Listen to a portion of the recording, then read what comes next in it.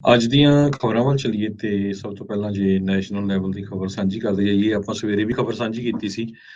House Speaker Nancy Pelosi already Taiwan ਦੇ ਵਿੱਚ ਪਹੁੰਚ ਚੁੱਕੇ ਹੈਗੇ ਆ। ਸੋ ਯੂਐਸ ਪੂਰੀ ਤਿਆਰੀ ਨਾਲ ਸੀ, ਜੇ ਇਨ ਕੇਸ ਜਿਸ ਤਰ੍ਹਾਂ ਚਾਈਨਾ ਵਾਲਿਆਂ ਨੇ ਕਿਹਾ ਸੀ ਵੀ ਅਸੀਂ ਜਵਾਬ ਬੜਾ ਸਖਤ ਦੇਵਾਂਗੇ।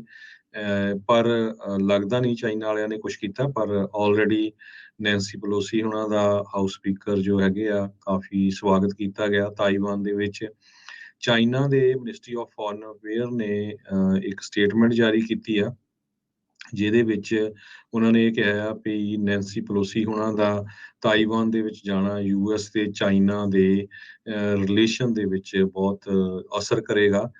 ਇੱਕ ਤਰ੍ਹਾਂ ਦੇ ਨਾਲ ਸੈਪਰੇਟ ਫੋਰਸਿਸ, ਉਹ ਤਾਇਵਾਨ ਦੇ ਜੋ ਇੰਡੀਪੈਂਡੈਂਸ ਮੰਗਦੇ ਆ ਜਾਂ ਤਾਇਵਾਨ ਨੂੰ ਆਪਣਾ ਅਲੱਗ ਮੁਲਕ ਸਮਝਦੇ ਹੈਗੇ ਆ, ਉਹਨਾਂ ਦਾ ਸਾਥ ਦੇਣਾ ਨੈਂਸੀ ਪਲੋਸੀ ਉਹਨਾਂ ਲਈ ਇਹ ਸਹੀ ਨਹੀਂ ਹੈਗਾ। ਇਹ ਸੀਰੀਅਸ ਕਹਿੰਦੇ ਵਾਇਲੇਸ਼ਨ ਹੈਗੀ ਆ ਵਨ ਚਾਈਨਾ ਪ੍ਰਿੰਸੀਪਲ, ਇੱਕ ਪ੍ਰੋਵਿੰਸ ਦੀ। ਤੇ ਹੁਣ ਦੇਖਦੇ ਆ, ਪਰ ਕਿਸੇ ਤਰ੍ਹਾਂ ਦਾ ਕੋਈ ਇਦਾਂ ਦਾ ਐਕਸ਼ਨ ਨਹੀਂ ਹੋਇਆ ਜਿਹਦੇ ਨਾਲ ਜ਼ਿਆਦਾ ਐਕਸਲੇਸ਼ਨ ਹੋ ਜਾਏ। ਪਰ ਯੂਐਸ ਗਵਰਨਮੈਂਟ ਵੀ ਪੂਰੀ ਤਰ੍ਹਾਂ ਤਿਆਰ ਸੀਗੀ।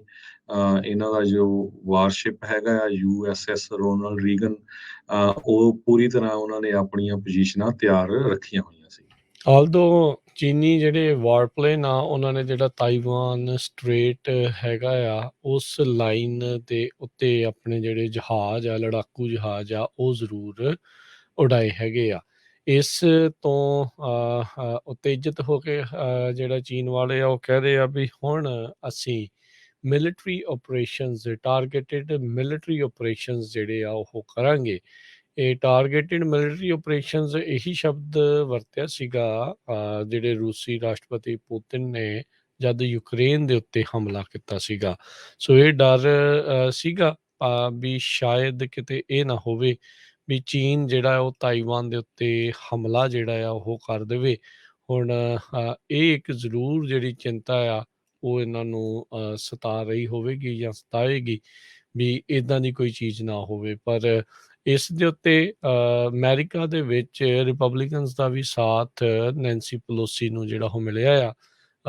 ਰਿਪਬਲਿਕਨ ਸੈਨੇਟਰਸ ਉਹਨਾਂ ਨੇ ਇਹ ਕਿਹਾ ਵੀ ਕਹਿੰਦੇ ਵੀ ਇਹ ਚਾਰ ਸ਼ਬਦ ਜਿਹੜੇ ਆ ਉਹ ਯੂਜਲੀ ਬਹੁਤ ਘੱਟ ਮੈਂ ਵਰਤਦਾ ਆ। ਜਿਹੜੇ ਸੈਨੇਟਰ ਬਲੰਟ ਸੀ ਉਹਨਾਂ ਨੇ ਕਿਹਾ ਨੈਂਸੀ ਪਲੋਸੀ ਵਾਜ਼ ਨਾਟ ਰੋਂਗ ਜਾਂ ਇਜ਼ ਰਾਈਟ। ਉਹਨਾਂ ਨੇ ਇਸ ਹਿਸਾਬ ਦੇ ਨਾਲ ਜਿਹੜਾ ਉਹ ਕਿਹਾ, ਕਹਿੰਦੇ ਵੀ ਇਹ ਚਾਰ ਸ਼ਬਦ ਅਸੀਂ ਕਦੀ ਵਰਤੇ ਨਹੀਂ ਆ, ਪਰ ਆ ਜਿਹੜਾ ਤਾਈਵਾਨ ਦੇ ਵਿੱਚ ਜਾਣਾ ਹੈ ਉਹਨਾਂ ਦਾ ਉਹ ਬਿਲਕੁਲ ਠੀਕ ਆ। ਇਹ 25 ਸਾਲ ਬਾਅਦ ਯੂਐਸ ਦੇ ਹਾਊਸ ਦੇ ਸਪੀਕਰ ਹੀ ਪਿਛਲੀ ਵਾਰੀ ਨਿਊਟ ਗਿੰਗਰਿਚ ਜਿਹੜੇ ਆ ਉਹ ਗਏ ਸੀਗੇ, ਤੇ ਹੁਣ ਨੈਂਸੀ ਪਲੋਸੀ ਨੇ ਤਾਈਵਾਨ ਦੇ ਵਿੱਚ ਜਾ ਕੇ ਅਮਰੀਕਨ ਹਾਈਐਸਟ ਡਿਗਨੇਟਰੀ ਆਪਾਂ ਕਹਿ ਸਕਦੇ ਹਾਂ ਵੀ ਉਹ ਉੱਥੇ ਪਹੁੰਚੇ ਹੈਗੇ ਆ। ਸੋ ਉੱਦਾਂ ਜੇ ਦੇਖਿਆ ਜਾਵੇ ਅਹੁਦੇ ਦੇ ਮੁਤਾਬਕ second in line of secession ਹੁੰਦੇ ਆ ਯੂਐਸ ਦੀ ਪ੍ਰੈਜ਼ੀਡੈਂਸੀ ਦੇ ਵਿੱਚ। ਜੇ ਯੂਐਸ ਦੇ ਪ੍ਰੈਜ਼ੀਡੈਂਟ ਨੂੰ ਕੁਛ ਹੋ ਜਾਂਦਾ ਉਸ ਤੋਂ ਬਾਅਦ ਉਪ ਰਾਸ਼ਟਰਪਤੀ ਤੇ ਫਿਰ ਹਾਊਸ ਆਫ ਸਪੀਕਰ ਜਿਹੜੇ ਆ ਉਹਨਾਂ ਦੀ ਵਾਰੀ ਜਿਹੜੀ ਉਹ ਹੁੰਦੀ ਆ। ਸੋ ਚਾਈਨਾ ਦੀ ਜਿਹੜੀ ਫੋਰਨ ਮਿਨਿਸਟਰੀ ਆ ਉਹਨਾਂ ਨੇ ਕਰੜੇ ਸ਼ਬਦਾਂ ਦੇ ਵਿੱਚ ਯੂਐਸ ਨੂੰ ਇਸ ਦੇ ਉਲਟ ਪ੍ਰੋਟੈਸਟ ਆਪਣਾ ਲੌਜ ਜਿਹੜਾ ਉਹ ਕਰਵਾਇਆ ਆ।